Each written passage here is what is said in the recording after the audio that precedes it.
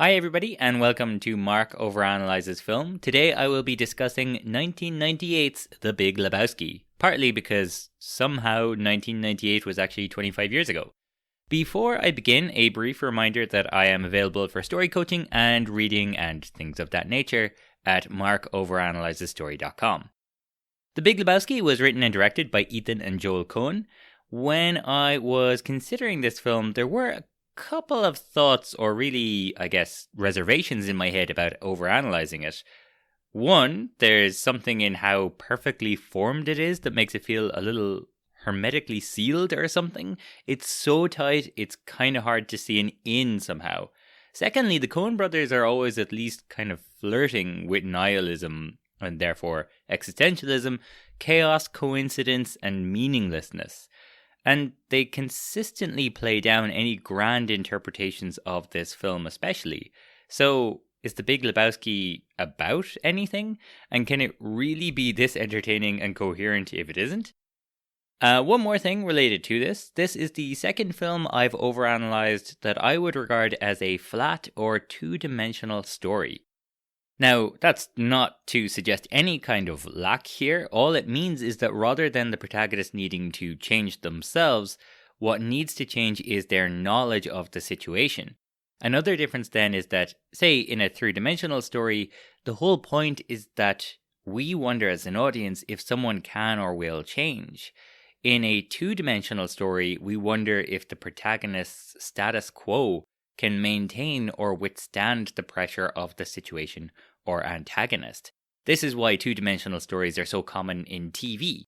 At the end of the episode, the heroes have managed to maintain the status quo, and so the next episode can test it all over again. So, with all that in mind, I'm going to diverge slightly from my usual approach. First, as ever, I'll look at the fundamental features of the protagonist, but then in order to simplify the plot, I'll look at the main players in the kidnapping A story one by one. Then I'll briefly go through the overall story shape by looking at the acts and the sequences of the film. Finally, I'll talk about the main things I learned along the way. So, protagonist, plot, story, analysis. So, let's get into the 5 questions about the protagonist. Question 1, whose story is it? Well, this is the story of the dude, his dudeness, or El Duderino if you're not into the whole brevity thing. He's a 40-ish resident of Los Angeles in whom, according to the script, casualness runs deep. Question 2, what is his life dream? Life dream here refers to what it is that the protagonist wants or is aiming to do when the film begins and the story has yet to properly start. Now, when I studied under my mentor Mary Kate O'Flanagan, she told us that there are 3 possible answers to this question. 1, the life dream is within reach. 2, it's unattainable. Or 3, in rare cases, the protagonist is living their life dream. I think The Big Lebowski is one of those rare cases. The dude, to my mind, is doing exactly what he wants to be doing with his life. Taking her easy. Question 3. What is his want?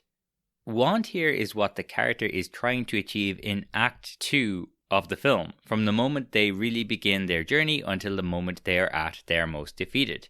As such, it is a SMART goal in that it is specific, measurable, achievable, relevant, and time-bound.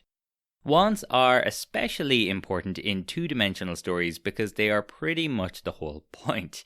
They tend to be pretty basic as well, in a good way. And so it is here. At minute 25, the dude is propositioned to be the bagman for Bunny Lebowski's kidnappers and to see if he recognizes them. Solving this case, or answering the question, will the dude make some money out of Bunny Lebowski's kidnapping, is the thing that drives the next 70 minutes. Question 4, what is his need? Need is the human quality or piece of wisdom that the character lacks at the beginning of the story. Or at least that's how it works in a 3-dimensional story. Again, in a 2-dimensional story, the protagonist already has what they need. And the question is, can they maintain it? Now, this really gets to the mystery of what makes The Big Lebowski tick, I think. So I'll talk much more about this later. For now, suffice to say, our question, in the parlance of our times, is, will the dude abide? Question 5. Does he get what he wants and or what he needs? For a film as flat and almost nihilistic at times as The Big Lebowski is, the answers here are perhaps both surprisingly strong yeses, as we will see. Okay, now that I've attempted to answer the 5 key questions, let's have a look at The Big Lebowski's plot and characters. So, again, normally at this juncture I would go through the sequences of the film in some detail, but The Big Lebowski is famously influenced by Raymond Chandler, and especially by The Big Sleep. And The Big Sleep is famously so convoluted that even those involved in making it don't really know what happens in it. So, I will go through the story in brief, but first, as a way of understanding it better, hopefully, I will introduce all the players in the kidnapping A-plot and their motivations throughout. So, first, there's the source of all the trouble, Bunny Lebowski. Apparently, she's a sex addict, but all we know for sure is that she's a young, beautiful trophy wife who has starred in Jackie Treehorn's porn films, and Jackie believes she owes him money. Perhaps because of this, she takes off towards the end of Act 1 and comes back of her own accord at the end of Act 2 as though nothing ever happened.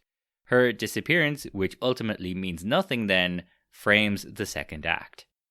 Second, there's the guys who caused the inciting incident, or the event without which our story, as it is, would not happen.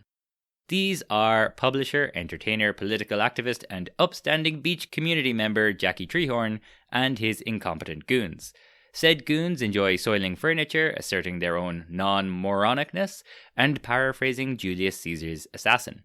In another life, they could have worked for Boris Johnson.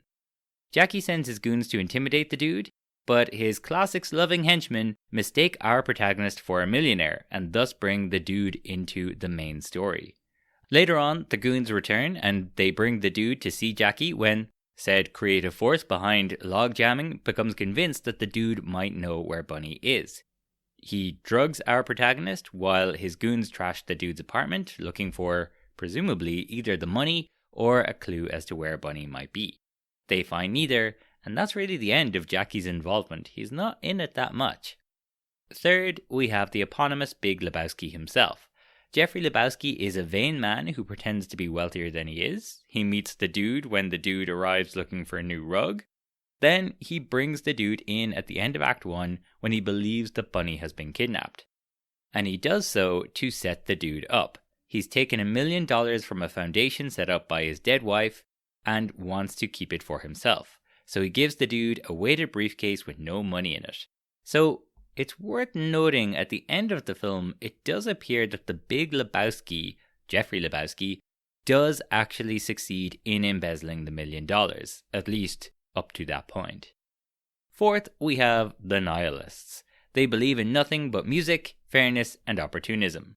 Head nihilist, so they might also believe in hierarchies. Head nihilist Uli and Bunny are social and professional acquaintances, so when Bunny takes off, Uli decides to send Lebowski a ransom note to see if they can make $1 million. This is what triggers Lebowski to bring the dude in and triggers the second act. Then, they're the ones waiting under the bridge who collect Walter's underwear at the end of the third sequence. They send the toe of their fourth member towards the midpoint, and then come looking for the money from the dude right after. After that, they really don't have any more cards to play, so they turn up desperate men really at the end of the story to offer a kind of climax. Appropriately, they end up with nothing. Finally, we have Maud Lebowski and her goons. Everybody has goons. Ironically, Maud and the dude have something in common here. They both actually start out wanting their rug back. But then, Maud learns that her father has taken $1 million out of the foundation for this apparent kidnapping, and she propositions the dude to try and get the money back. She does not realize that the dude believes that he unwittingly kept the money, then had it stolen by a 15-year-old. She does, however, arrive at a third motivation. She wants the dude to get her pregnant. She reveals this along with the revelation that unwraps the whole thing right at the end of the second act. So, in summation then, Bunny takes off, the nihilists pretend they've kidnapped her, Jeff Lebowski pretends to pay them but keeps the money, Maud wants the money but mostly she wants to get pregnant, and adult cartoonist Jackie Treehorn wants the money Bunny owes him. Whether or not he pursues Bunny and Lebowski after the credits roll, we'll never know, but really, there's actually no reason to think he wouldn't. There is, of course, also Little Larry, but really he just took the car for a joyride. Where the briefcase ended up doesn't really matter as it just contained phone books. Now, that doesn't take into account the dude, or Walter, or Donnie, or the stranger, or the Jesus.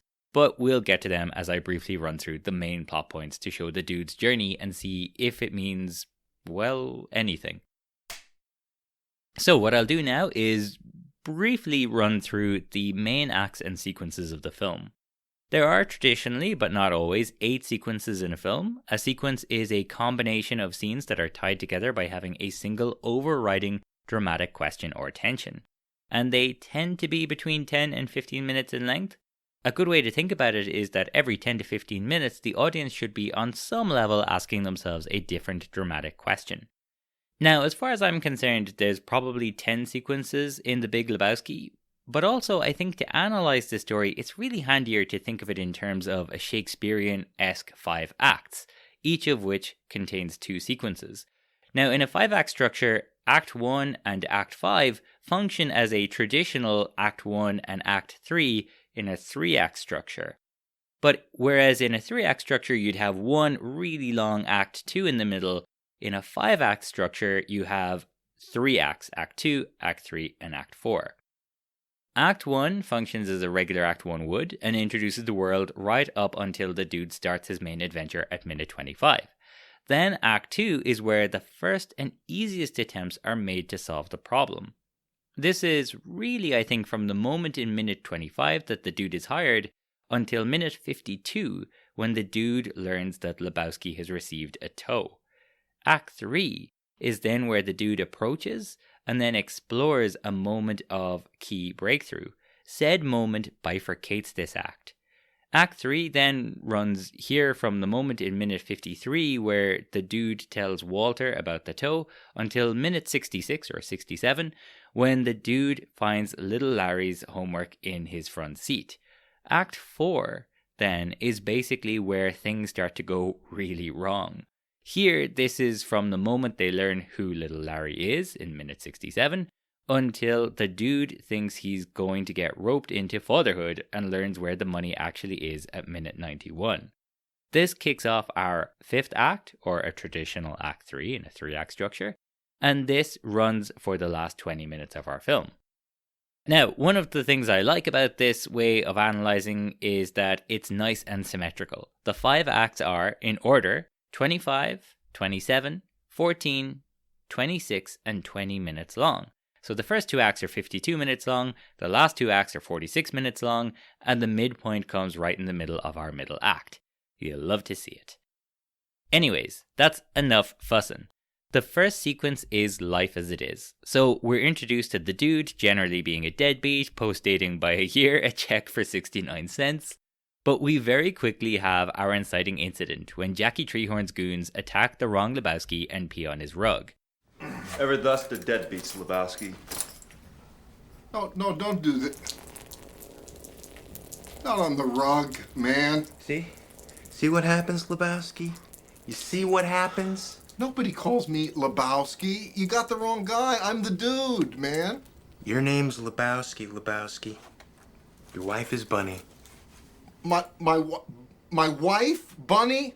Do you see a wedding ring on my finger? The first sequence then ends with the dude making his first big decision. He will approach Lebowski for recompense.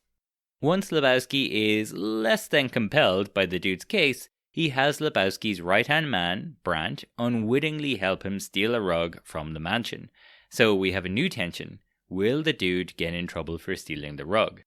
Within this sequence, we also first meet Bunny, and we see that Walter has something of a hair-trigger temper, literally. But soon, the dude is reassured that the reason Lebowski and Brandt are calling so much is not because of the rug, and he discovers that Bunny has been kidnapped. The dude agrees to hand off the money in exchange for 20 grand and the rug. The dude is off on his new adventure, and so we end Act 1, and we enter Act 2. Act 2 begins with Sequence 3, or the first attempts to solve the problem. This sequence also starts with our what we can call what's the plan scene, wherein we see what our long Act 2, or in this case our Act 2, 3, and 4, is going to look like. And so here we see the dude bowling with Walter and Donnie while watching their new nemesis, the Jesus. Importantly, the dude not only explains that he's agreed to do the handoff, but also he explains his theory that Bunny kidnapped herself. There is, we are told, money, intrigue, and bowling ahead. But sequence 3 has the tension of, will the dude make the handoff? And once the dude has had his new rug stolen back by Maud, we discover that he will not. Walter takes over and things do not go well. So, the dude does not succeed in making the handoff, but it should be noted that sequence 3 generally ends with our protagonist making their first unconscious move towards their need. Now, in a two-dimensional story, this means they kind of make the first big step in the right direction to maintain their status quo. So this is, to my mind, the moment when, just as soon as they fail in their mission, Walter concludes, fuck it, let's go bowling. We have it! We have it!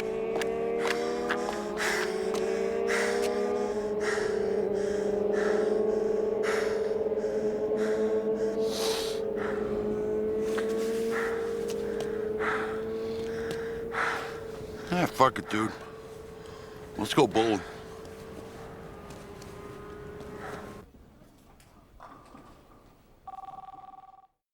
So we now have a new tension because we know that the dude is going to have to face Jeffrey Lebowski at some stage. But in between times, we discover that his car gets stolen and we meet this story's femme fatale stand-in, Maud.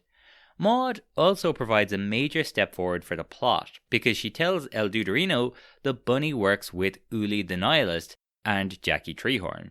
But no sooner has the dude found out about this than he and his beverage are forced into Lebowski's limo, where it is revealed that Lebowski has received a tow.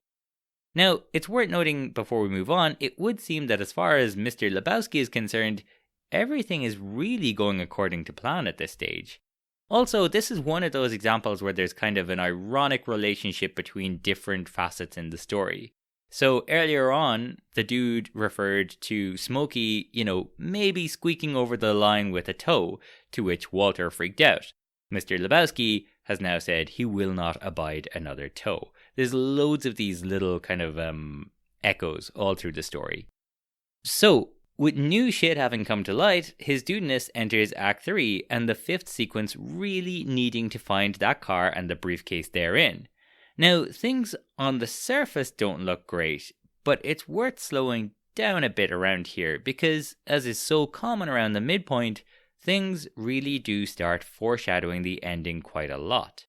First of all, in the cafe, Walter is actually right when he tells the dude that that was not Bunny's toe. Then, at minute 55, we have what I would consider our plot's midpoint. Two things happen here. One, the dude's understanding of the case takes a huge leap forward. And two, the stakes are raised significantly, with the dude directly threatened for the first time. So what happens here? The apparent kidnappers reveal themselves, perhaps more than they realize. They threaten the dude at home with castration, but Uli would not realize that the dude might recognize him and recognize the fact that he is in fact Bunny's associate. So this is the moment of breakthrough of key knowledge for the plot. And it should be noted that the dude has two confrontations with them as well. One at 55 minutes in, and the other 56 minutes later in the climax. Then we have what I would consider the story's real midpoint, or the protagonist's first conscious move towards his need. The dude, importantly for theme I think, returns to his bowling alley. There, Walter once again correctly tells him that he will not get castrated if he, Walter, has anything to do about it. But also, the dude reflects that he could be sitting here with just pee stains on his rug. The problem, really, is that the dude went looking for something, instead of, staying in his lane. But then, at minute 59, the dude encounters our narrator, known in the script as the stranger. He tells him one thing. How you doing there, dude? Not too good, man. One of those days, huh? Yeah. Well, a wiser fellow than myself once said, sometimes you eat the bar and much obliged. Sometimes the bar, well, he eats you.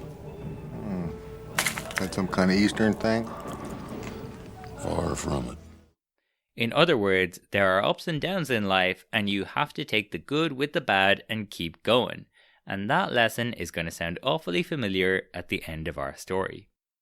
So we've had our moment of key breakthrough, which means we are now in sequence 6, which is our honeymoon sequence. That means that everything is going fairly well for the dude at this stage. After having the plot midpoint where he kind of discovered something, really important about the case, he's gotten some life advice from the stranger, which is sort of the advice that he needs personally, and now Maud calls and invites him over, where once again things will go well.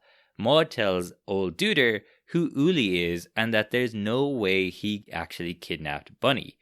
But things are about to turn for the dude after one more piece of good fortune, discovering homework in his car. At that, things cease to go well, and at minute 67 we enter Act 4 and our 7th sequence. The dude invites Walter and Donnie on his mission to get back the briefcase from little Larry, and it ends in disaster when Walter decides to show Larry what happens when you fuck a stranger in the ass. Things go so badly that the dude ends this sequence by telling Walter that he wants to handle things on his own from now on, which is a sure sign that the dude is moving away from his need. But things can always get worse, and at minute 74 we kick into sequence 8 as the dude's home security system is breached when Jackie Treehorn's non-moron goons turn up. The dude is soon drugged by Jackie, then kicked out of Malibu by a real reactionary police chief, then kicked out of a taxi for dissing the Eagles, then arrives home to find the whole place tossed over. Things are pretty terrible, and then, to Duder's great surprise, a naked Maud appears out of his bedroom. Now, this is part of the pinballing effect of the Big Lebowski. Sometimes you eat the bar and sometimes the bar eats you. But also, Maud serves two other functions here. I'll talk about this more later, but the dude generally does better the closer to home he stays. So no sooner has the dude slept with Maud than he learns that she is planning on having his baby, which apparently is not part of the dude's life plan. Though frankly, it's kind of hard to see how having a millionaire heiress that looks like Julianne Moore as a special lady friend could be all bad. But anyways, it turns out he needn't worry, as Maud reveals two important pieces of information. One, she doesn't want the dude to be any kind of father figure to her baby, and two, her own father has no money of his own. And so our protagonist has that classic moment of realization just before the story's final act, where they figure out the whole thing. He was the chief of police of Malibu, real reactionary. So your father... Oh, yeah, I get it. Yeah. What? Oh, man, my thinking about this case has become very uptight. Yeah. Your father. Jeffrey, what are you talking about? Jeffrey! Walter, if you're there, pick up the fucking phone, man. Come on, Walter. So, the dude calls Walter and they ride off to confront Lebowski. Act 5, or Act 3 in a 3-act structure, has two sequences, a false resolution and a true resolution. Now, one of the best ways I find to analyze what a story means is to compare the midpoint and the true resolution with the low point and the false resolution. And The Big Lebowski is quite interesting in this respect, because as an unconventional film, it has an unconventional ending. To which, what feels like a typical true resolution is actually the false resolution and vice versa. So, in the false resolution, the dude explains everything to Walter. Lebowski set them up, and it should be noted that Walter is foreshadowing what is about to happen here. He wants to know, why is this an emergency? And the dude doesn't really answer, but questions the grounds of Walter's Judaism instead. And so it is that when they get to Lebowski's mansion in this false resolution, none of it really matters in the end. Bunny has returned as if nothing happened, and Lebowski points out that the dude has no way of proving that Lebowski was the one who in fact kept the money. And so, apparently, none of it really matters. And as we enter the Big Lebowski's true resolution, we find the bowling team right where they are supposed to be, bowling. Except something is off. Donnie, for the first time all film, does not get a strike, and we hold on his expression as he feels something is off, and we soon find out why. The nihilists are waiting in the parking lot, and what started out as a fake kidnapping for $1 million now devolves into a meaningless fight over whatever petty cash is in their wallets. Walter fights them off, but Donnie has a heart attack and dies. Walter eventually attempts to spread Donnie's ashes across the Pacific, but, well, the wind doesn't really help him out. So, they've lost a man, and most of that man is now all over the dude, who is understandably upset. But then Walter says what he said at the first unconscious move towards the dude's need. Fuck it, let's go bowling. We once again return to the bowling alley. The barman says he's sorry to hear about Donnie, and here at our ending, the dude now repeats the lesson he learnt at the midpoint. Seeing the stranger, he puts the idea in his own parlance. He's had strikes and gutters, ups and downs, and then he perfects it with his iconic final line, "Through all of this mayhem, the dude abides." Oh, strikes and gutters, ups and downs. Sure, I got you. Yeah. Thanks, Gary. Well, take care, man. Gotta get back. Sure. Take it easy, dude. Oh, yeah. I know that you will. Yeah, well, the dude abides.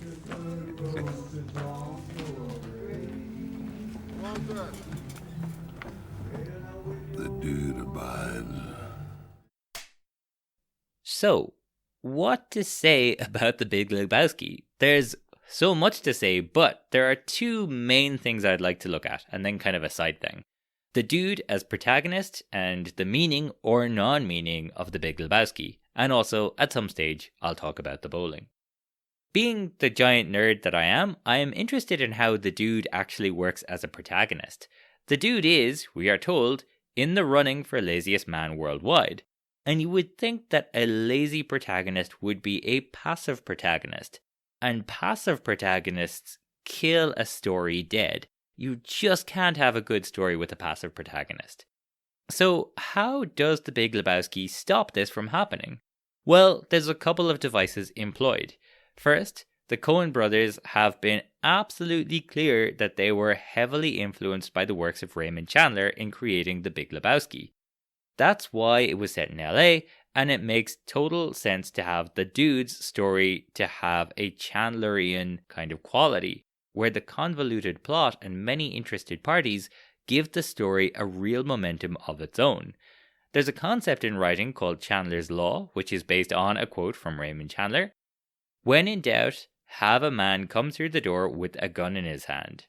And indeed, the dude's front door is breached no fewer than 5 times in 112 minutes.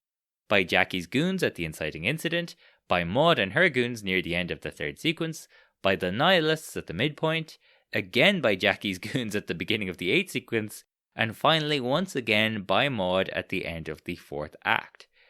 The first of these incidents are what get the dude involved in the story. The second and third introduce the dude to characters that he wouldn't otherwise meet.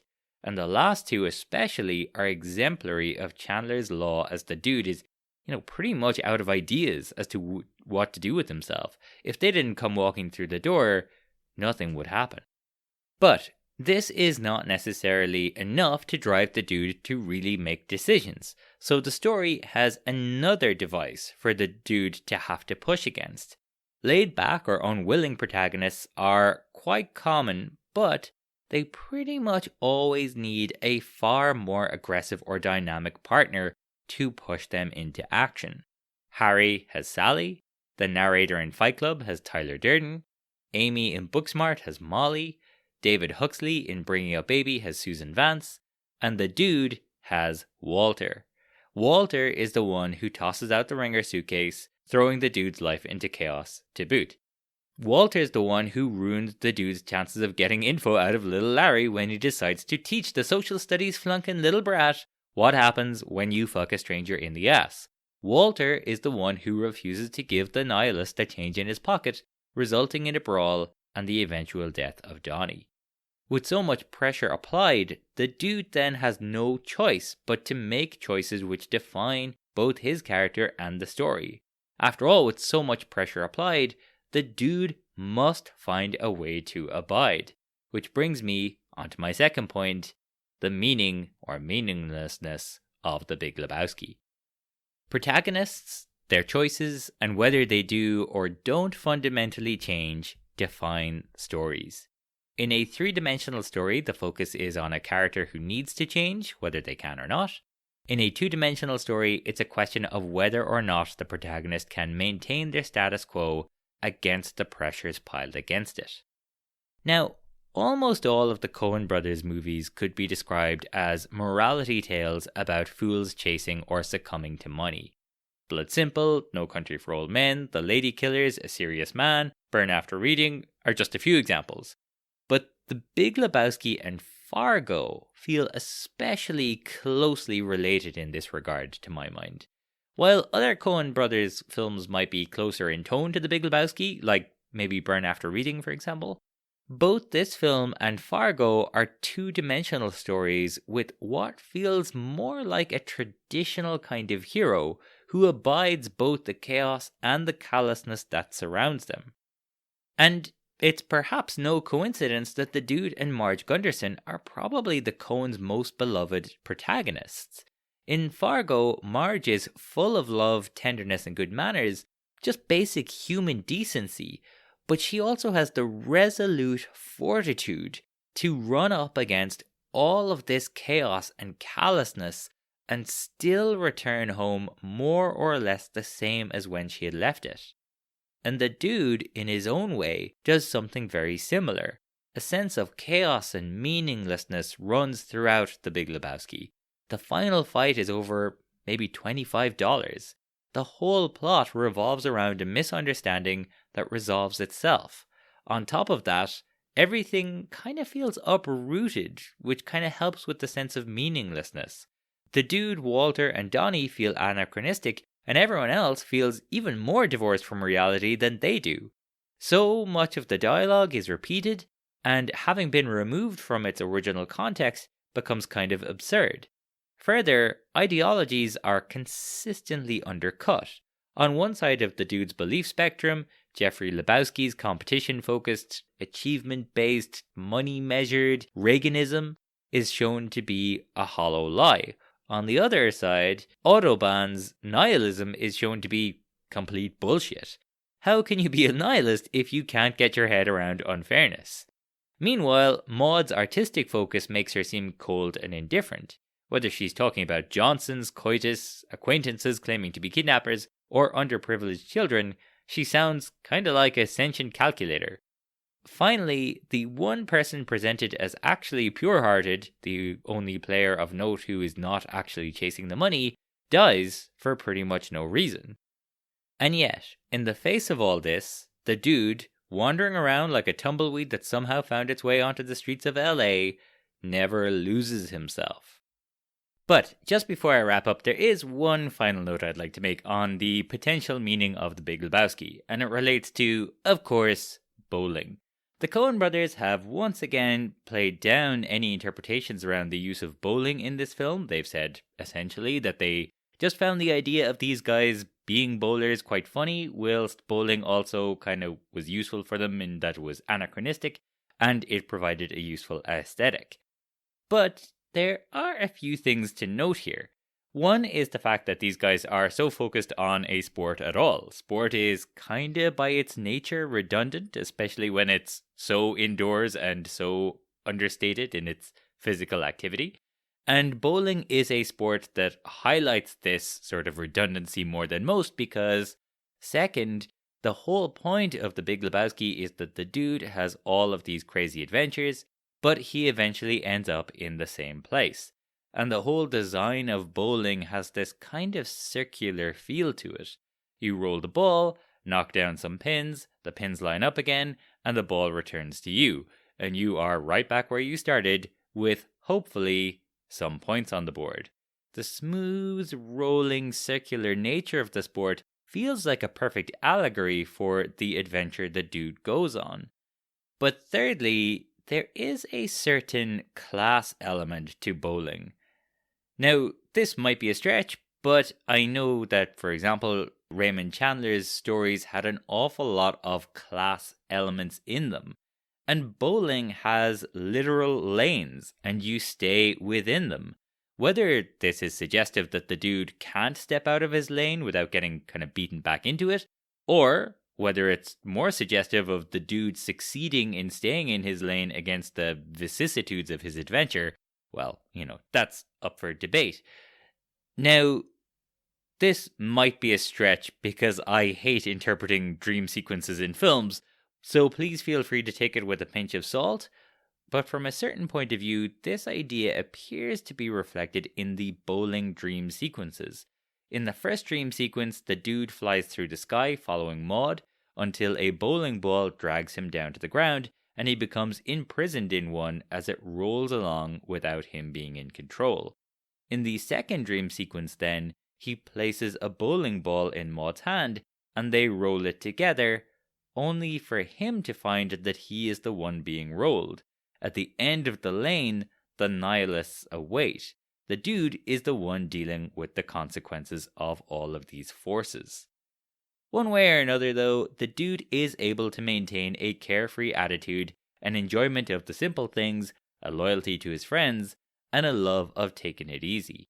In this way, the Big Lebowski shows one thing over all else. Despite all the chaos, callousness, and seeming meaninglessness of modern life, just like Marge Gunderson and her basic decency, the dude, and what he represents, abides.